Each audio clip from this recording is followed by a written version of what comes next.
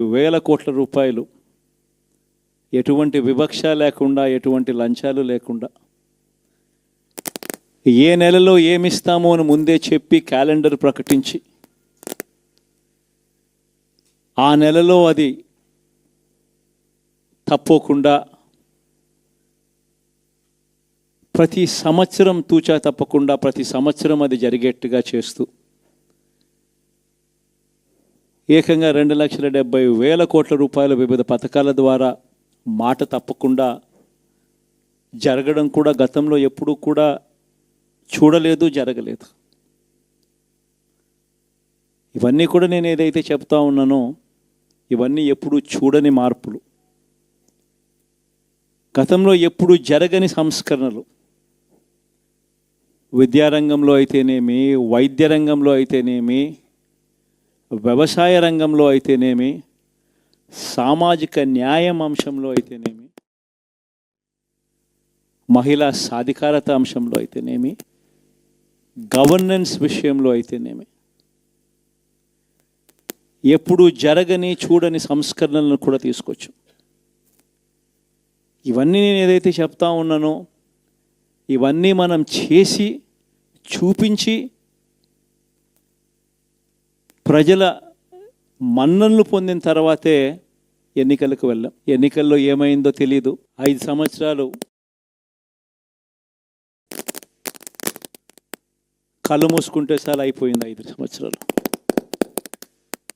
మళ్ళీ 2024 నుంచి 2029 కూడా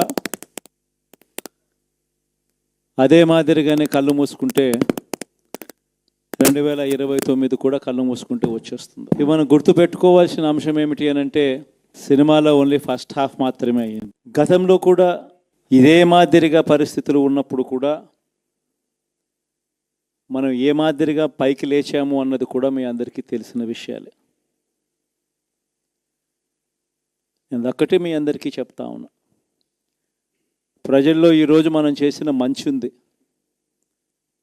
ఇంటింటికి మనం చేసిన మంచి ఇంకా బ్రతికే ఉంది. ప్రజల్లో ఈరోజు మనం చేసిన పాలన మీద విశ్వసనీయత అనే పదానికి అర్థం ఈ రోజుకి కూడా ప్రజల్లో ఉంది. గడప గడపకు మనం చేసిన మంచి ఇంకా ప్రజల్లో బతికే ఉంది. మరి ఇవన్నీ ఉన్నప్పుడు మళ్ళీ మనం లేయడం కూడా తథ్యం. కాకపోతే కొంచెం టైం పడుతుంది. ఆ టైం ఇవ్వాలి. ఆ టైం ఇచ్చినప్పుడు, అది జరిగినప్పుడు, పాపాలు పండినప్పుడు ఖచ్చితంగా మళ్ళీ మనం పైకి లేస్తాం. ఈ విషయం ప్రతి ఒక్కరం కూడా గుర్తుపెట్టుకోవాలి. ఎందుకు ఈ మాట కూడా చెప్తా ఉన్నానంటే, రాజకీయాలలో అన్నిటికన్నా ముఖ్యమైన అంశం క్యారెక్టర్, విలువలు, విశ్వసనీయత. ఈ పదాలకు అర్థం తెలిసి ఉండడం రాజకీయాలలో చాలా అవసరం. రాజకీయం అంటే ఎల్లవేళలా అధికారమే కాదు. అధికారంలో లేనప్పుడు కష్టాలు ఖచ్చితంగా వస్తాయి. కానీ ఖచ్చితంగా కష్టాలు వచ్చినప్పుడు మనం ఖచ్చితంగా ఏ రకంగా రియాక్ట్ అవుతామన్నది మన చేతుల్లో ఉంది. విలువలు, విశ్వసనీయత లేని మనిషిగా రాజకీయాలు చేద్దామా, లేదా కష్టాలు వచ్చినప్పుడు ఆ కష్టాలను ఎదుర్కొని హుందాగా నిలబడుతూ మళ్ళీ 5 సంవత్సరాలు కళ్ళు మూసుకుంటే 5 సంవత్సరాలు అయిపోతాయి, మళ్ళీ 5 సంవత్సరాల తర్వాత మన పాలన వస్తుంది, మన ప్రభుత్వం వస్తుంది, అప్పుడు మళ్ళీ మనమే ఆందోళన ఎక్కుతామన్నది కూడా గుర్తుపెట్టుకొని అడుగులు వేస్తామా అన్నది మనలో ప్రతి ఒక్కరూ కూడా ఆలోచన చేసుకోవాలి.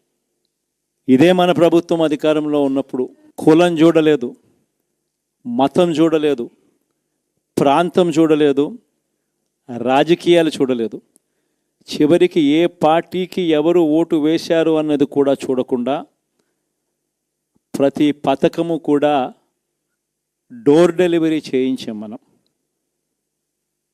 అర్హత మాత్రమే ప్రామాణికంగా తీసుకొని ప్రతి పథకము, ప్రతి మంచి కూడా ప్రతి ఇంటికి డోర్ డెలివరీ చేయించాం. అలా ప్రతి మంచి, ప్రతి పథకము డోర్ డెలివరీ చేసిన ప్రభుత్వం మనదైతే, పాలన మందైతే, ఈరోజు కేవలం వాళ్ళ పార్టీకి ఓటు వేయలేదు అని మాత్రమే ఓటుకు వేయకపోవడమే పాపం అన్నట్టుగా ఈరోజు రావణ కాష్టం చేసి సృష్టిస్తూ ఉన్నారు, విధ్వంసం చేస్తూ ఉన్నారు, ఆస్తులు నష్టం చేస్తున్నారు, కొడతా ఉన్నారు, అవమానిస్తూ ఉన్నారు. ఇవన్నీ శిశుపాలుని పాపాల్లో భాగాలుగా ఇవన్నీ అప్పుడే పాపాలు మొదలయ్యాయి. ఒకవైపున మనమేమో మనకు ఓటు వేయకపోయినా కానీ ఏ రోజు కూడా డిస్క్రిమినేషన్ చూడలేదు. అటువంటి వాళ్లకు కూడా మనం డోర్ డెలివరీ చేసిన ప్రభుత్వం పాలన మందైతే ఈరోజు కేవలం ఓటు వేయలేదన్న ఒకే ఒక కారణంతో ఏకంగా కొడతా ఉన్న పాలన వీళ్ళది. ఈ పాపం ఊరికే పోదు. రెండవ పాపం చంద్రబాబుది కూడా అప్పుడే పండింది. బహుశా కేంద్రం ఈ రకమైన కేంద్రంలో ఈ రకమైన పరిస్థితులు బహుశా ఎప్పుడు ఉండిండవేమో. ఈ రకంగా కేంద్రంలో 240 ఎంపీలు మాత్రమే వచ్చిన పరిస్థితులు, రాష్ట్రంలో ఏకంగా వీళ్ళకు కూడా ఈ మాదిరిగా మంచి నెంబర్లు వచ్చిన పరిస్థితులు, ఎన్డీఏలో మళ్ళీ చక్రం తిప్పుతా ఉన్న పరిస్థితులు. ఇలాంటి పరిస్థితుల్లో కూడా ప్రత్యేక హోదాను అడక్కపోవడం చంద్రబాబు చేసిన మరో పాపానికి కూడా మరో నాంది. ఇలాంటి పరిస్థితుల్లో కూడా ప్రత్యేక హోదా మనం అడిగి తెచ్చుకోలేకపోతే రాష్ట్రంలో ఏ ఒక్క యువకుడు కూడా క్షమించడు చంద్రబాబు నాయుడు. మనం కొంచెం ఈ పాపాలు పండేదాకా మనం గట్టిగా దీన్ని నిలబడగలిగితే, ముందుకు తీసుకొని పోగలిగితే ఈ పోరాటాన్ని ఆటోమేటిక్గా శిశుపాలుని 100 పాపాలు ఫాస్ట్గా ఎరోడ్ అయిపోతాయి. అంటే ప్రతి ఒక్కరూ ఈ విషయాలన్నీ గుర్తుపెట్టుకోమని కొడతాం. ఎన్ని బహుశా నేను చెప్పేటివన్నీ కూడా మీ అందరికీ కూడా తెలియనేటివి కాదు. కేవలం నేను మీ అందరికీ గుర్తు మాత్రమే చేస్తా ఉన్నా. కష్టాలు రావడం అన్నది సర్వసహజం. కష్టాలు ఇలా మనం ఎదుర్కొని నిలబడడం అన్నది మన చేతుల్లో ఉన్న అంశం అన్నది మాత్రం ఖచ్చితంగా ప్రతి ఒక్కరూ గుర్తుపెట్టుకోమని మీ అందరితో కూడా కోరుతా ఉన్నాను. శాసనసభలో, చట్టసభలో మీ సభే అన్నిటికన్నా ముఖ్యమైన సభ అవుతుంది.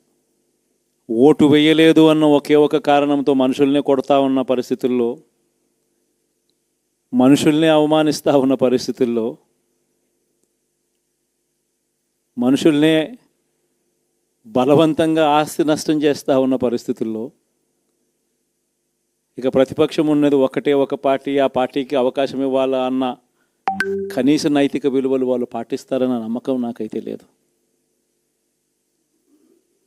కాబట్టి మీరు చేయాల్సిన పాత్ర గొప్పది, చాలా ఉంది అన్నది మాత్రం గుర్తుపెట్టుకోండి.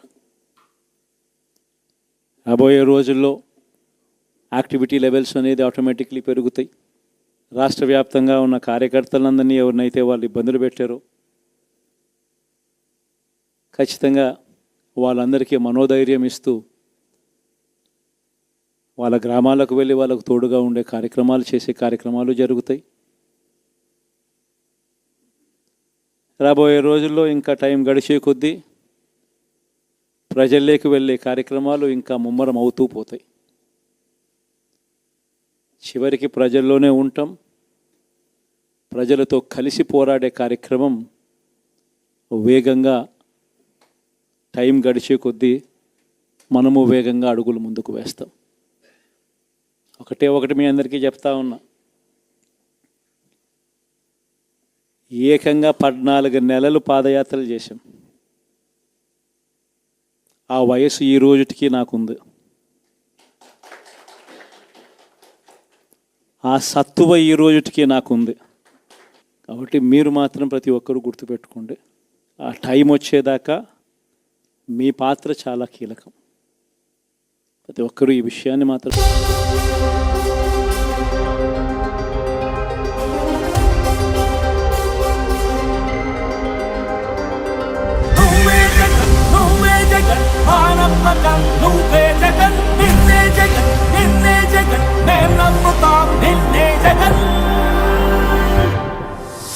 నమ్మకం నువ్వే జగన్, మేం నమ్ముతాం నిన్నే జగన్. మా నమ్మకం నువ్వే జగన్, మేం నమ్ముతాం నిన్నే జగన్. నువ్వే జగన్, నువ్వే జగన్, మా నమ్మకం నువ్వే జగన్. నిన్నే జగన్, నిన్నే జగన్, మేం నమ్ముతాం నిన్నే జగన్. నిన్నే జగన్, నిన్నే జగన్, మేం నమ్ముతాం నిన్నే జగన్. నిన్నే జగన్, నిన్నే జగన్, మేం నమ్ముతాం నిన్నే జగన్. ఏ నాటికి ముమ్మాటికి నమ్ముకుంది నిన్నొకడిని మాత్రమే. నువ్వే జగన్, నువ్వే జగన్, మా నమ్మకం